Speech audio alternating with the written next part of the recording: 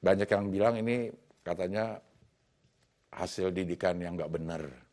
Ini anak memang jadi kayak begini. Kalau menurut Ustadz gimana Ustadz? Ada banyak faktor memang Ya. di dalam kehidupan ya. Kalau dianggap hasil didikan tidak benar, semata-mata karena itu, ya Nabi Nuh juga punya anak yang kemudian pada akhirnya membangkang. Ya. Apa kemudian kita bilang ini karena Nabi Nuh tidak benar mendidik anaknya? Ya. Tentu tidak. Di satu sisi itu bisa menjadi bagian dari ujian, cobaan yang pasti amat sangat berat. Soal kemudian apakah si bapak, kasus tadi nih, dia sudah benar mendidik anaknya atau tidak, yang paling tahu adalah dirinya dan keluarganya. Tapi ini jadi pelajaran bagi kita semua, peristiwa Nabi Nuh. Peristiwa apa yang terjadi dalam berita yang setiap hari sekarang kita lihat, kita dengarkan, kita perhatikan. Betapa beratnya memang mendidik anak, menjaga anak, merawat anak, memberikan pemahaman pada anak. Tidak segampang dan semudah apa kata orang. Ama anak sendiri aja masa nggak bisa ngebilangin. Anak orang aja bisa lo bilangin. Anak sendiri nggak bisa lo nasehatin. Kalau bicara fakta mungkin lebih gampang nasehatin anak orang ya. Nggak suka kamu di sekolah ini, ya keluar aja. Nggak seneng kamu dengan aturan sekolah ini, ya kamu tinggal ajukan saja surat keluar dari tempat ini. Tapi kalau anak sendiri, mau keluar kemana dia? Mau pergi kemana dia? Mau lari kemana dia? Sekeras apa kita sama anak? Bagaimana kita harus memperlakukan anak? Tahu-taunya anak yang tidak mau diatur, anak yang tidak bisa diatur, anaknya ternyata yang membangkang, anaknya ternyata yang durhaka. Artinya ada kisah tersendiri di balik orang tua yang taat, orang tua yang sudah menasihati dengan baik dan benar, tapi ternyata anaknya durhaka, anaknya durjana. Bukan karena orang tua tidak bisa mendidik, anaknya yang salah gaul. Itu bisa saja terjadi udah. Bukan karena orang tuanya tidak memberikan pemahaman agama, bisa saja anaknya yang berteman dengan orang yang tidak paham agama sehingga dia terpengaruh. Ada banyak faktor sebetulnya.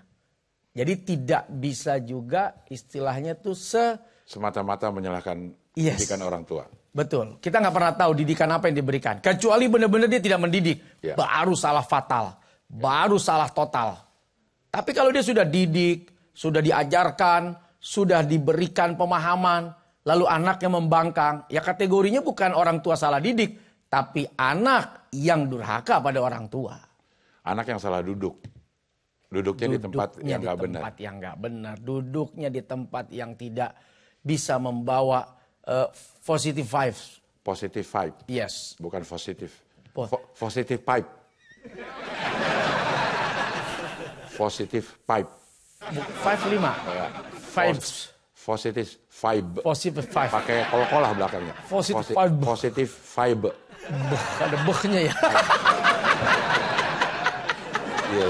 Tapi ada yang bilang juga ini karena orang tuanya ngasih makan keluarganya dari uang yang nggak halal. Emang bisa, Ustadz? Orang tua ngasih nafkah yang nggak halal kepada keluarganya dan hasilnya adalah anak yang seperti itu gitu. Ya. Faktor makanan mempengaruhi sikap. Ya. Bisa. Faktor makanan mempengaruhi psikologi. Ya. Bisa. Sebab makanan yang haram akan mengarahkan pada perbuatan yang haram. Ya. Makanan itu kan sumber tenaga. Ya. Sumber energi.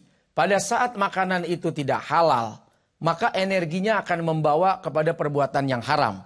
Saat makanan itu tidak toyib, maka melahirkan penyakit-penyakit. Makanya konsep Islam kan 2. Halalan, toyiba. Halal mengarah pada akhirat, toyib mengarah pada dunia. Artinya kesehatan kita, jantung kita, darah kita, paru-paru kita, dan lain-lain sebagainya. Tapi sekali lagi udah. Kalau kita balik lagi nih ke kisahnya Nabi Nuh. Apa iya Nabi Nuh memberikan makanan yang haram? Nggak usah jauh-jauh lah ke peristiwa Nabi Nuh. Peristiwa zaman saat ini, saat lalu. Anak kiai, husnuzon kita, masa sih diberikan makanan haram? Masa sih kiai cari duit yang haram?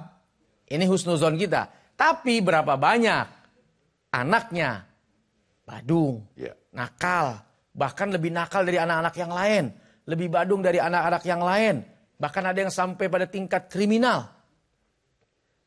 Yang paling tahu tentang apa yang terjadi pada lingkup keluarga itu hanya dirinya dan keluarganya. Kita juga nggak bisa semena-mena. Oh, ini pasti karena kerja di sini nih makanya duitnya haram. Ini yang tukang makan ini nih makanya anaknya akhirnya jadi begini. Oh, ini kualat ini gara-gara jadi lintah darat ini. Segala macem apapun disematkan. Nah, itu kan sampai ungkapan kita menjadi tuduhan. Biarlah itu menjadi pelajaran. Kalau selama ini benar dari sumber yang haram, itu pelajaran. Bahwa keharaman akan melahirkan pada perbuatan yang haram juga. Kalau saya minum ini pasti halal. Halal. Tapi kurang layak. Karena lagi ngomong. Ya udah gak terlalu kan Ustaz, maaf ya. Maaf ya. Iya. Gak apa-apa udah. Makanya saya ngomong terus.